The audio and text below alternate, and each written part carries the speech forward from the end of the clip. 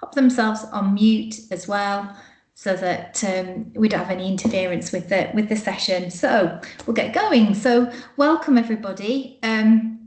Thank you very much for joining us this evening for the phase 3, we're calling it, of our primary curriculum quality mark, where we really start to focus on Key Stage 1, thinking very much about the transition and the building of the curriculum from the EYFS work that we talked about last term. So how does that then connect through into Key Stage 1? And at this point, what I want to say is just thank you very much for all of the engagement that we had last term in the EYFS phase of the quality mark. And we hope that people were able to access the resources and were able to utilise those. And if you haven't got to that stage yet, then the resources for the EYFS phase are already are there and available on the YCAT website. You just need a password to be able to log into those, which I think everybody will have by now. And if you haven't, if you can't, contact Kerry Young at the YCAT office, she'll give you sign up or find your site login details so that you can access all of those materials again if you haven't. And we're actually going to be uploading from today lots of materials that we'll be talking about, which will help you in this next phase. I'm just going to ask Don now just to give us a little bit of a summary really about the value of engaging in a self-evaluation process like this, of this nature, and why we've sort of created the primary curriculum quality mark and the value of engaging with it. So Don, if you could just summarise that for us, that'd be really useful. Thank you. Okay. The new curriculum came in 2019 and was a radical change, as you all know, in the school system, and we're quite a few years on, and there's been a lot more research since that initial new curriculum was implemented. And so really we're at a point now where it's looking at the curriculum. We know a lot more about expectation, and we know a lot more about what's possible and the practice in schools.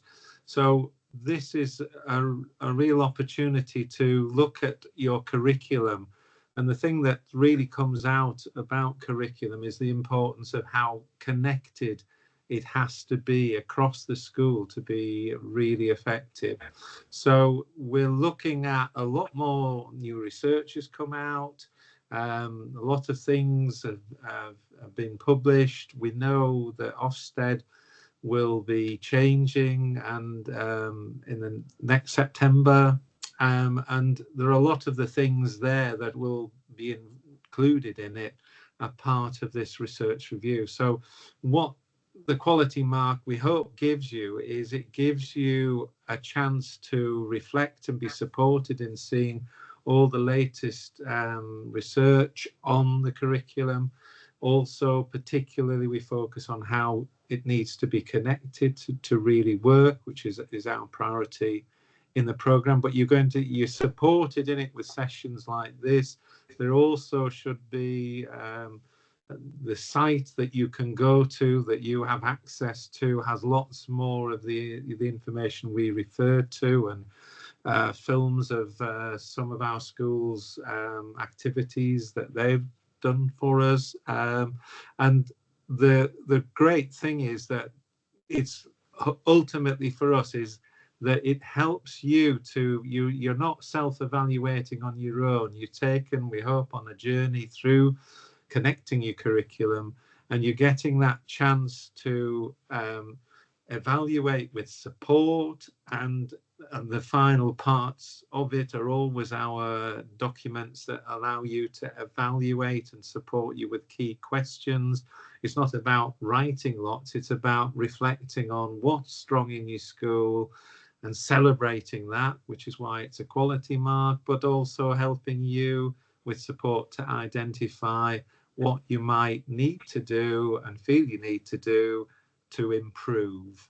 And that we hope that by following this, you will be supported in that, and it will be something different to other sort of CPD, in the sense it's taking a long look at the connections in the curriculum.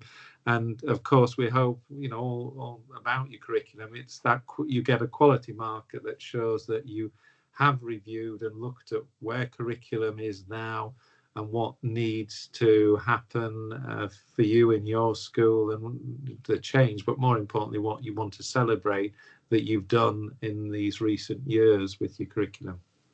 Okay, brilliant. Thank you, Don. That's really helpful. So as Don's alluded, it's about connection. So what we go through this evening will be a summary of how we see that schools need to ensure that their curriculum is building connections. And as you would expect, the Key Stage 1 phase is very much around the foundational knowledge, and that's what you're going to hear coming through tonight's session. So I'm just going to, most of this content is in the notebook that's alongside it, but I'm just going to go through it and hopefully sort of ensure that people have a clear understanding about what we're meaning. So that sort of thinking about that moving from reception to year 1 for many years has been lots of disagreements regarding the change in learning approaches.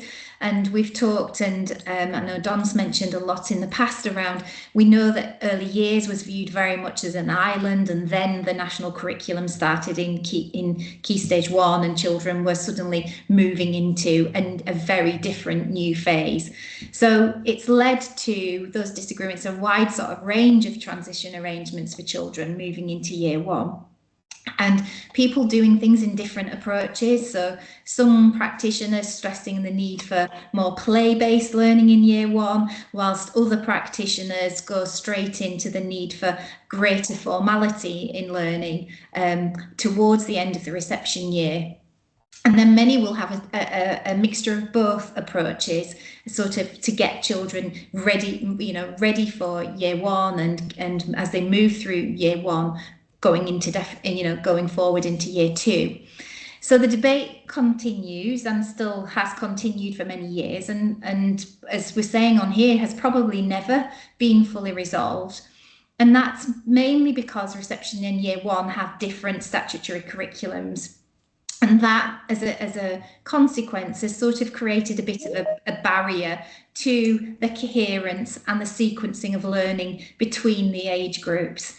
Now, through the work that we've shared now over a number of years as part of HEART and across our trust as well, we've talked about the progression and how the curriculum needs to be starting in early years and be building from that point.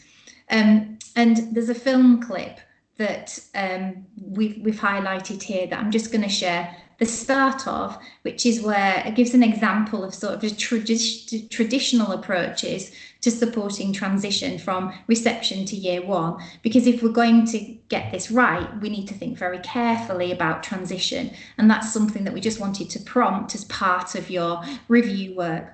So just for a moment, Don, if there's anything else to add to that, just whilst I bring the video up, that would be really useful. Thank you. Okay, and I think that a lot of the things that you've heard since 2019, but I think that an important point to make is that no one is saying that play-based learning, free flow, is not vital for children's learning. But what is being said, and sometimes I think it all gets lost at times, is that it is important, and that personal development is so important for the children, but those areas of foundational knowledge that are needed are important and must be a priority as well, and mustn't be lost in the curriculum, and that they're a vital ingredient as well, and perhaps in the past they hadn't been. And I can think back to the 80s and 90s where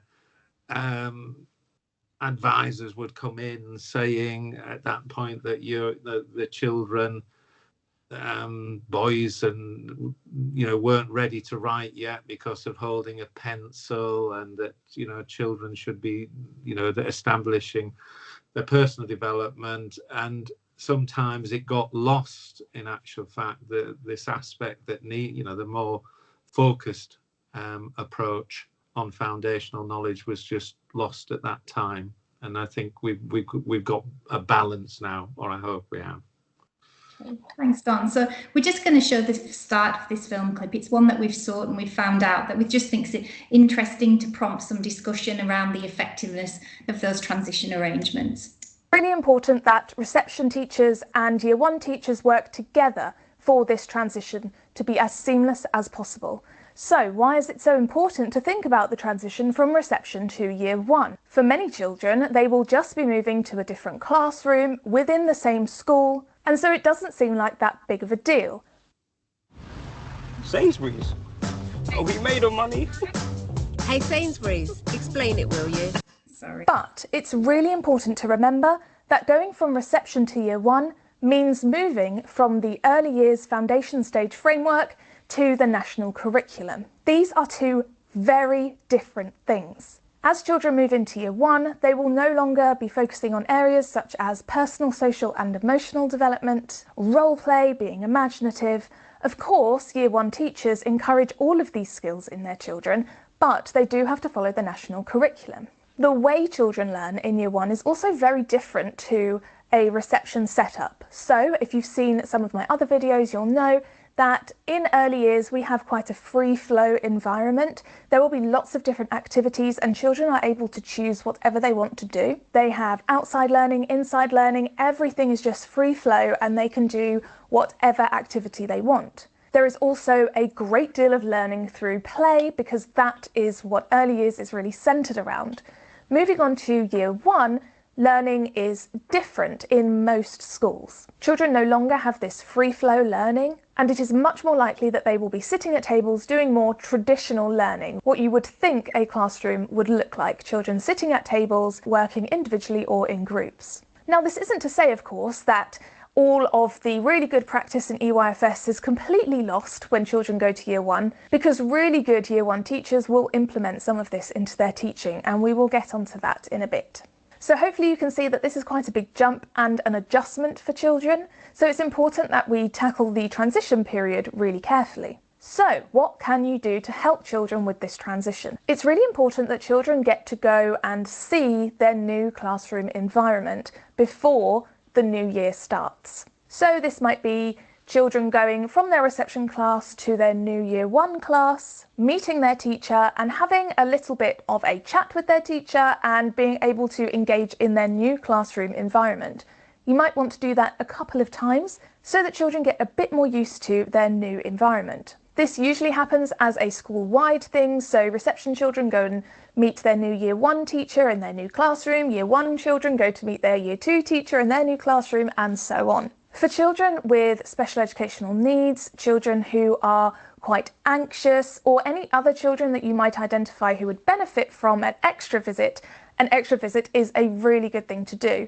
You might even want to do a visit every couple of days, maybe with a teaching assistant, just going into the new classroom, seeing their teacher and talking about anything that they are worried about, or just being able to look around the classroom and really get their bearings. Schools may also want to have a meet the teacher evening where parents can come and meet the new teacher, talk about any concerns they have with the transition, and just to put everyone's minds at rest, really get all of those questions out in the open that parents will be worrying about all the way through the summer. For children who you think this transition will be quite difficult for, you may also want to start a transition booklet. This is something that...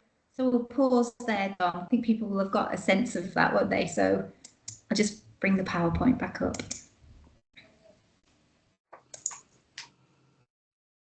Okay, so hopefully you get a sense of that. She goes on to make some good suggestions about other aspects that we might want to consider, and I'm absolutely sure schools will have considered most of those aspects that she was already talking about. So thinking then and building, the summary there is really about transition arrangements, need to focus on supporting children moving from free flow and play-based learning to more traditional learning, sitting at tables in Year 1. So really something to think about there, the importance of getting that right. So many of the challenges faced in reception in Year 1 are focused on those different curriculums, as we've said, and it has resulted in those curriculums not being truly connected and joined up. So we know, as Don said, that those curriculum reforms that have been in place since 2019 have really focused on ensuring that that's a lot smoother and that progression is there, and more systematic curriculum that connects. So what does it mean for our early years and Key Stage 1 curriculum? So tonight we really are thinking about that transition and that change, because that's crucial for us to review in terms of, are we getting it right? So we've got to build that connected curriculum, and I think you're all familiar with that. So it's not suggesting that learning through play is not an important part of early years learning, but the curriculum should also develop children's foundational knowledge, and reading, we know, is a priority and should be a priority. We've got to avoid overloading children's working memory by moving on too quickly to difficult work. And we'll unpick that a little bit more as we go through this session. And we've got to ensure that children and sort of fluency and automaticity in essential knowledge and skills, that's kind of like the bedrock of what we're doing from early years into Key Stage 1. So Don, I'm just going to ask you to pick up on this bit about what the research is saying about 33% of children being ready to start school. Okay, yes. So I suppose I'll do it more by the government's main initiative in education after breakfast clubs is about children being ready for school, and 33% of children from the latest figures from 23 are not ready for school. And that, if you break it down, 45% of pupil premium children are not. The government's main sort of promise it's making in a number of them is that it wants to be at 75% of children are ready for school when they start. And so that is, but the expectation that they is going to be in 2028.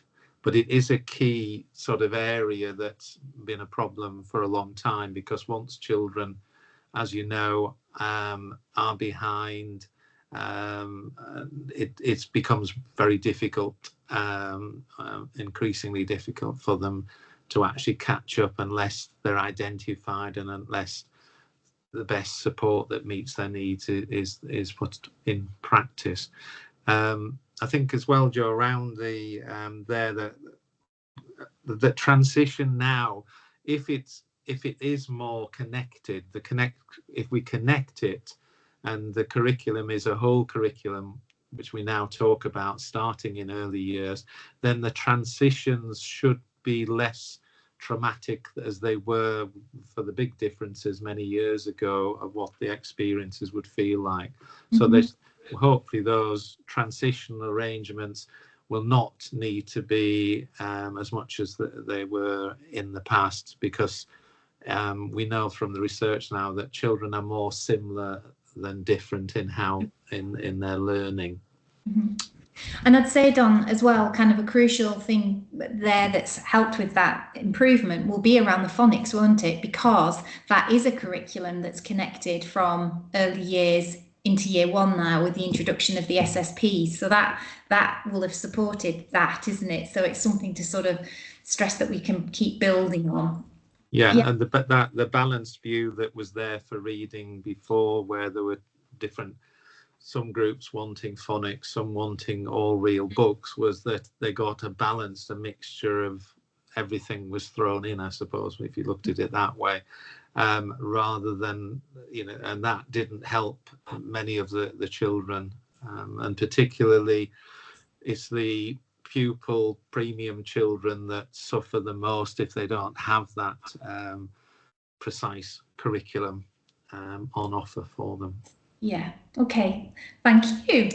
All right, so some research that has been mentioned before, but we would really, as part of reviewing your Key Stage 1 curriculum, encourage everybody to look at this document and to unpick as a staff this piece of research. It's really crucial in terms of reading about sort of evidence around what stronger practice looks like, and perhaps where things go wrong and where the weaker practice can be identified in that start for children from early years into year 1 and year 2. So it's a strong foundation in reception in Key Stage 1, sets up children for success. It's a research document that was shared in October 2024, and it could be something that you do as a staff team, perhaps look at sections each and then come together to summarise them.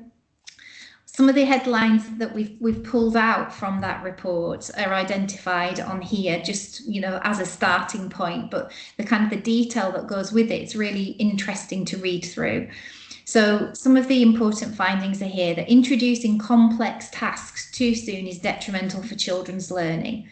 It's important to build fluency and foundational knowledge for children to succeed. Too many children do not learn the foundational knowledge, such as how to compose simple sentences orally, and too many children do not know how to hold a pencil correctly. Too many children do not know how to form letters and numbers correctly. Too many children do not know how to spell the early basic CVC words and high frequency words. And too many children do not become a fluent reader. So that's some of that sort of key foundational knowledge that's highlighted. And I think, keeping for us to drill and really focus on what systems have we got in place in our schools to support children to be successful in that foundational knowledge is something to really hone in on as a staff team as you go through this review. So some things to remember. And this is what the report highlights. So remembering that language is the bedrock of thinking and learning and should be a priority for the reception in year 1 curriculum. So for that transition into Key Stage 1, sequencing knowledge coherently is the key. Remember, do not work beyond the children's competency. We're seeking automaticity and fluency. And we know, that if a child can read its well-matched reading book, that's a good thing. That means that they've got success and they're securing that knowledge well. Children with lower starting points often suffer the most from a curriculum not based on foundational knowledge and systematic learning. And I think we'd all recognise that very easily, that if we don't provide children with those basic skills, that basic knowledge and understanding, then they haven't got the foundations for the work and learning that's to come ahead of them. So the report also highlights some barriers, and these barriers I think are really important for us to reflect on, and they very much pull together what we're talking about now. So just having these sort of 5 barriers really clear in your head as you're thinking about your Key Stage 1 curriculum and that transition to it. So barriers to effective learning in Key Stage 1 are when schools are not providing that important foundational knowledge, so they're not prioritising it, it isn't identified, staff are not clear on it. When leadership has not made it clear what needs to be included and emphasised in the curriculum for children in reception in Key Stage 1. That emphasis, that explicitness around what are those essential knowledge and skills is really crucial.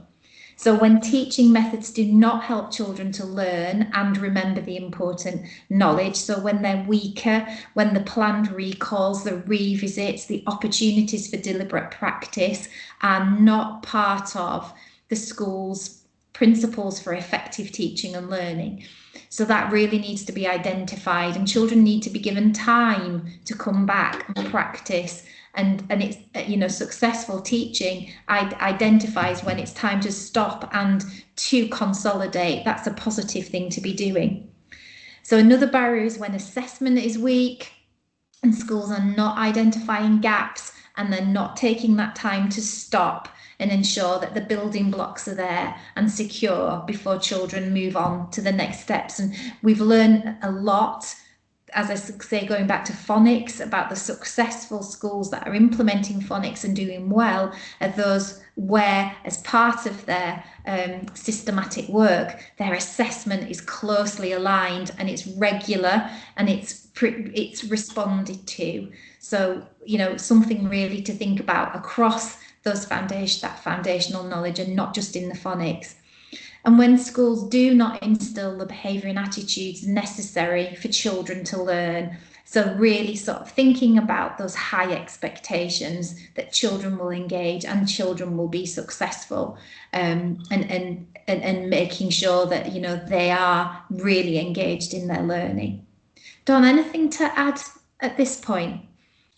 Just on that foundational knowledge is that obviously it's in reception. We need to know in a school, because it's got to be connected if it's going to be effective, what that foundational knowledge is in reception and what it is building to in year one. And the behaviour one, I think, is an important area really that's not, well, it's probably not given the attention it should. I mean, a lot of the surveys on teachers and aspects that they're finding challenging, we often focus on workload, which is right to do so, but there is probably more important is the number now that are saying the behaviour of the children, the challenges that the children in our schools, and it's not just at secondary age now, it's obviously increasing in those surveys into the younger children.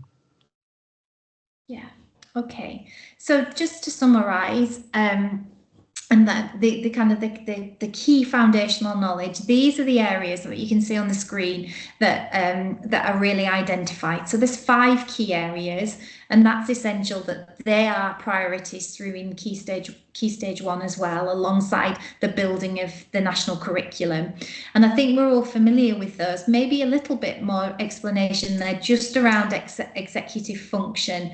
So executive function's been very much brought in terms of a foundational sort of aspect of knowledge linked with the behaviour and attitudes, and the steps that we take early on to develop this. And this has to be sort of planned. It's something that's been identified that won't just happen. We do need to make conscious decisions about how we work with our cohort of children and how we identify roughly where they are, what are their strengths and weaknesses in terms of their executive function. So executive function has 3 key parts, and it's around children's ability, people's and children's ability to focus their attention. That's called about inhibition. So being able to focus the attention on what matters and screen out what's not relevant. So being able to maintain that concentration at carpet time, and how we build that with children who perhaps are not able to do that for very long periods of time. So really sort of thinking about that aspect. The second one there is working memory. We're all familiar with that one. And then we've got the third sort of aspect of executive function is that mental flexibility. So focusing on a goal and working out when it's necessary to change the approach, the problem solving, the flexibility, the ability to change a direction and when working something out when we realize it isn't working, etc. So executive function is really something that we do need to think about. So building fluency allows children to succeed, and we see that in English and the literacy curriculums more than maths that we tend to introduce complex tasks too early, and so children don't get the opportunity to take their time to get the foundational knowledge embedded before they're expected to do those tasks. And we've talked about this over time, about expecting children to write a story too early in year 1, for example, because we're very focused on the outcomes that we need to be working towards, those national assessments that were in place as statutory at the end of year 2. And without that there now, we're still building towards that, but we need to take sort of advantage of the fact that we've got more time and not just be focused on that key stage 1 SAT like we have been in the past. We need to build to that point in a more effective way. So children don't spend enough time sort of composing simple sentences orally before they're expected to write them. As we've said before, they don't know how to hold a pencil correctly and form letters and numbers, how to spell early CVC words. There's not enough focus on that. and that aspect around becoming a fluent reader. And whilst we know what's really important, obviously in year one is our phonics, and we've gotten much better at establishing stronger foundations in that aspect. And what does this look like in maths? So some notes there that are included in the notebook, and I won't go through all of it, but we need to ensure that we provide in our maths in year one, particularly, that the teaching moments have purpose and clarity for maths, that it doesn't just become merged in, and there is time taken to work and to give that direct teacher instruction. And all children need to have the opportunity to practice using their mathematical language and concepts. And we need to enhance that through the use of stories, rhymes and songs to effectively help children to remember. And that's the real purpose of those stories, rhymes and songs. It's that enjoyment, but it's the opportunity to practice and remember that they provide us with so well for children in their early maths. So the key foundational knowledge you'll recognise has been displayed on the screen there for you to see. So ensuring connected foundational knowledge and reception in year one builds is the most important thing, because what we ultimately that will allow children to do is to free up that working memory. And from this crucial point, that's where the national curriculum with its breadth and balance, we need children to be able to free up their working memory, to be able to absorb all of that new learning that's going to come across a range of subjects. So they need the foundation secure so that they can then free up their working memory to be able to really absorb and to learn in all of that range of subjects. Don, anything to add at this point before we talk about some of the resources that are available? No, I think we've gone through everything there. Okay, so at this point, within the quality mark and the resources that we're going to share with you, there's going to be posted on the website. You'll find a range of film clips, and I'll try and share one of those with you in a moment. And this is practice. This is what living and breathing, the practice that we're talking about. So how the foundational knowledge can be taught, and those film clips could be used if leaders have had a look at them. Then they could use those in staff meetings because they're there for you to use as a resource, as we say. They will also highlight the research, so we'll make sure that research paper's there and any other research papers. And we've also got a range of PowerPoints of samples of children's work, because that is obviously sort of a crucial aspect of being able to see this being living and breathed an effective Key Stage 1 curriculum. So I'm just going to share with you some examples now of some of those resources. So one of the ones which I will try and show at the end if we've got time is some film clips on dictation, a really effective teaching style aspect of work that can really enhance what children are doing and support them in all of that foundational knowledge. And we've talked about dictation and shared things with you before on that, but we've got some film clips of it actually happening in action. And alongside that are some photographs in the resources of children who are demonstrating that they're securing their foundational knowledge as a result of that approach being used effectively. So there you will be able to see some pieces of work which are aligned to those film clips, and that's there on the website. Alongside that, there are some PowerPoints with annotations, looking at sort of progression of writing for a child in year one, and there's a sort of sequence to that which you can use again as something to either evaluate against or to think about in terms of your practice and maybe identifying the strengths of your practice alongside that, or some areas that you might want to develop.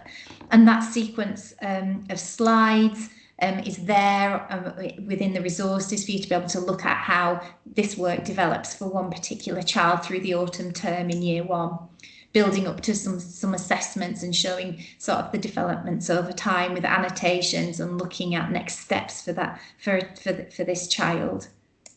and building into, well, that's another piece that was included in it. And then there are some examples of maths work for year ones where it's showing how some of the foundational knowledge is picked up on. So here we've got some work on, and you can see how a school's approach to daily number formation, and showing how reversals, for example, are tackled in terms of at the start of the lesson, how we keep coming back to it and filling in those gaps before a child moves on. So you can see that repetitive practice, the opportunities are there, and again, annotations to support what all of that is meaning and highlighting key aspects. So there are resources like that available for you to look at and to be able to use as you see fit. And I'll share a film clip at the end if we've got time. And then finally, what we've included, and it's in the notebook, I'm going to ask Don just to talk about this, is a governor visit, some notes on what a governor visit around your evaluation may look like. So Don, would you like to just pick up on that for us? Yes, there's an example of a governor's visit, the notes, just very brief notes about the arrangements for transition, reviewing their transition arrangements from reception to year one in a small school, and it shows, when you look at that closely, it shows that for the summer term and the autumn term there will be more working together of reception and year one, meeting their needs and taking up the opportunities of spaces, teaching areas and the outdoor to do that with a greater focus on it. But because, as we said, if there's more foundational knowledge and the way of working, it makes it much more smooth in terms of the transition needs, and it just gives you an example of how a simple governor's report could show what is being put in place to further enhance the transition arrangements. Okay, thanks, Don. So I'm going to stop sharing that. We're going to look now at the self-evaluation template that's part of the resources that have already circulated through to colleagues. So we'll just have a look at that now. And I'll just talk through some of the key questions just for some clarity. I'll go through those quite quickly, and if colleagues have any questions about them, feel free to make contact, and I can provide sort of more clarity on what you're looking at in those questions. So the first questions there are around your sort of planning, and as Don said at the start, what we're not expecting in here is copious amounts of writing, etc. It's really some thoughts or where evidence is. So we're just asking the first questions around your connections from your reception to your year one curriculum, and how do you know? And how do you know foundational knowledge is built coherently and systematically in reception in year one? What would be your evidence for that? So being able to see through your curriculum that there is absolute explicitness and clarity around those examples that we shared. So for example, children moving from early pencil holding their pencil through to effective pencil grips, forming their letters correctly and their numbers correctly, etc., building into that sort of more fluency around early joins, etc., as children move into year two, depending upon your handwriting approach. We're also then just asking you to think about key stage one, so thinking about where the children were when they came into school. It's important to know, as part of that work of starting points, is how have they progressed through reception from when they came in. So knowing how many children were not ready for reception, linking with what Don's saying, is very focused sort of research that's out there now about the high percentages of children who are not ready for reception when they come. So are we clear on that? And are we also then clear on sort of from those that are statistics, how many of those children were of PP or free school meals children? falling into that disadvantage bracket, were they ready? So, you know, making sure that we've got that very much targeted approach right from the start of year one, based on, you know, the outcomes at the end of reception, but also knowing that starting point, because many of these children may only have been in school for a year coming into Key Stage 1. So thinking about the effectiveness of the transition arrangements, we're just asking you to think about that. Are they achieving what you need to achieve so that you're in the best position with those children to get going as soon as they come into Key Stage 1?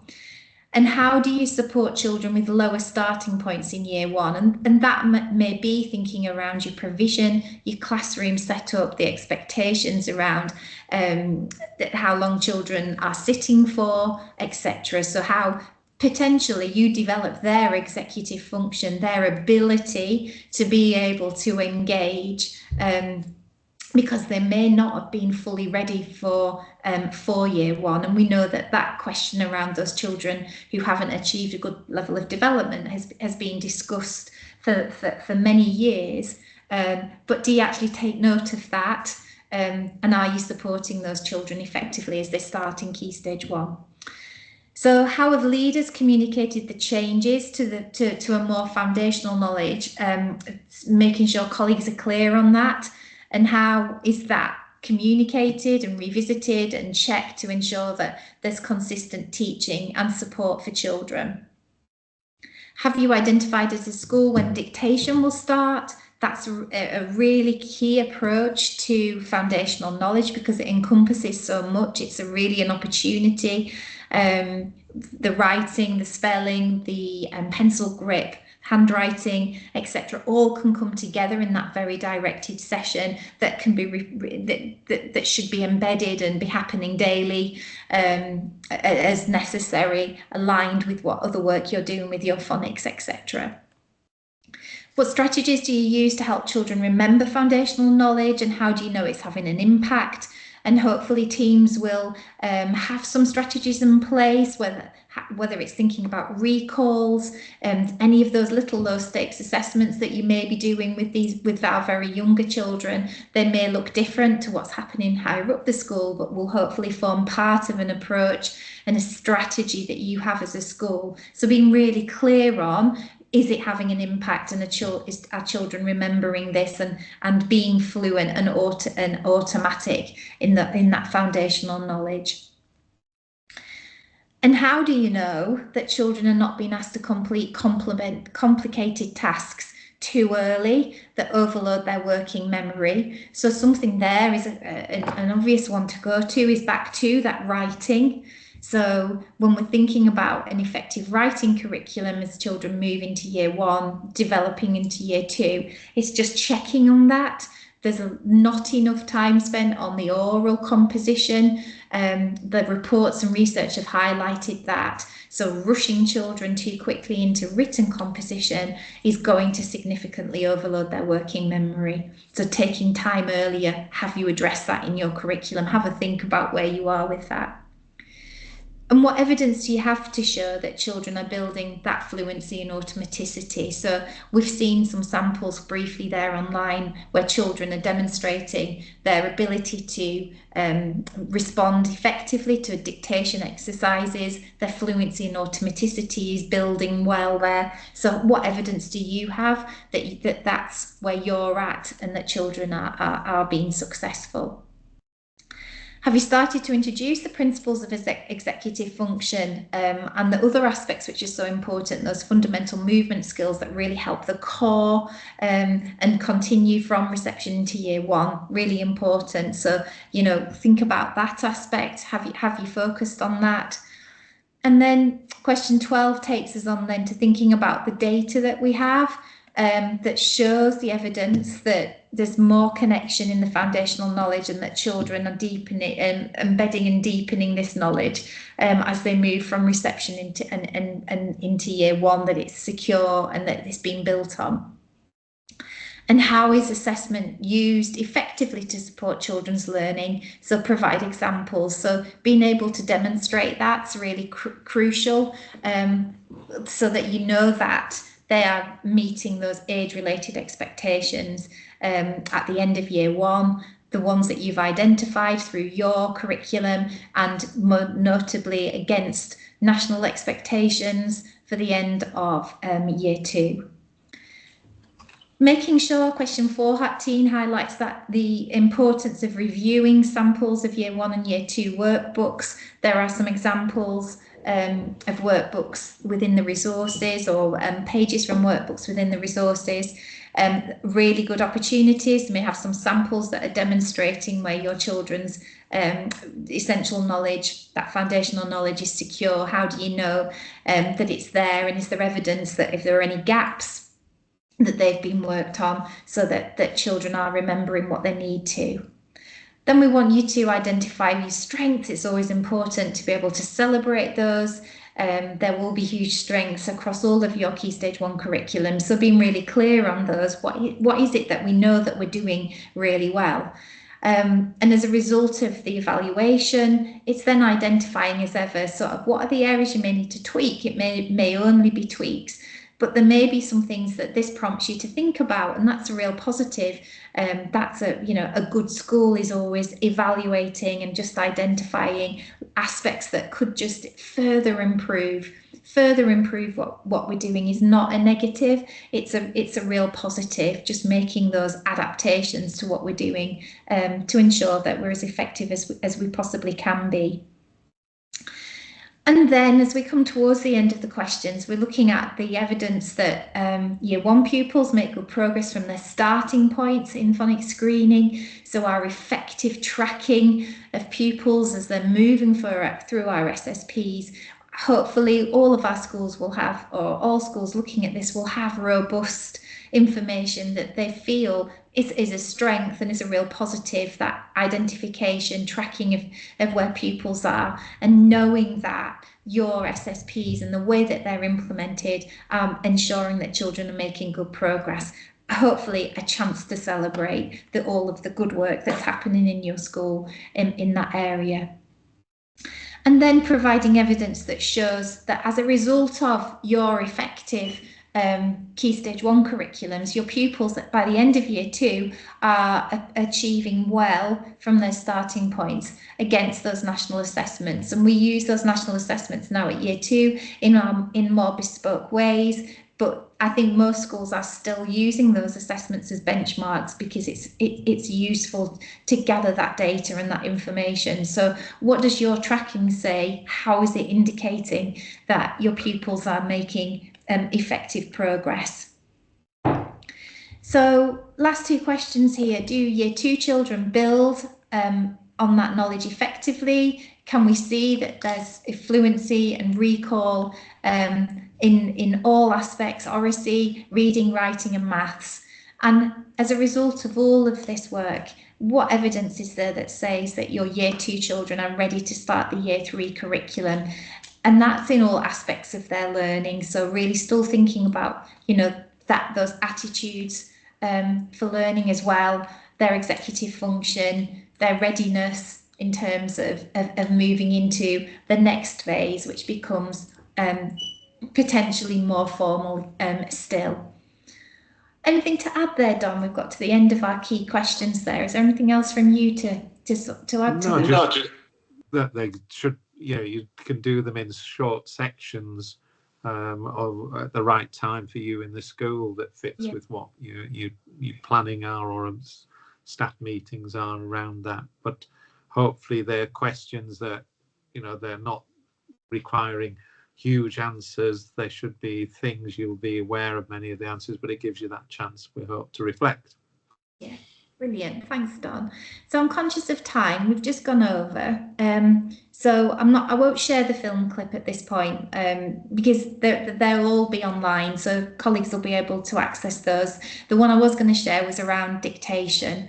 And there's a series of those which we hope will be really helpful in terms of just thinking about your school's approach to that area and reviewing against those, picking out the strengths of practice that you see in those and evaluating against those. So so I think just summing up, Don, we hope that that the framework through Key Stage 1 provides a really powerful tool for colleagues to do that self-evaluation process and to identify as a result of that some real celebratory strengths, but some areas perhaps for further improvement and development as next steps.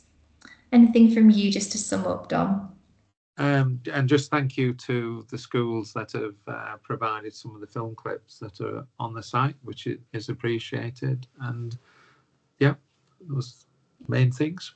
Yeah, lovely. All right, thank you so much. Thank you to everybody for joining us this evening. We've had a lot of people online.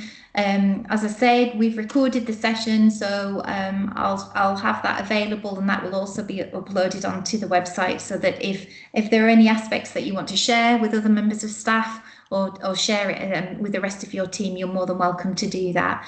And please, as ever, do just reach out, make contact if there's anything that you want to discuss to support you on your journey and the work that you're doing in terms of ensuring that there is real strength in your connected curriculum that builds from early years through into Key Stage 1 and then ultimately into Key Stage 2. And you know, as part of this process, we'll be reviewing and going through the evaluation tool for Key Stage 2 at the start of the summer term. So, okay, thank you everybody for attending. We hope it's been helpful and have a lovely evening. Bye. Thank you.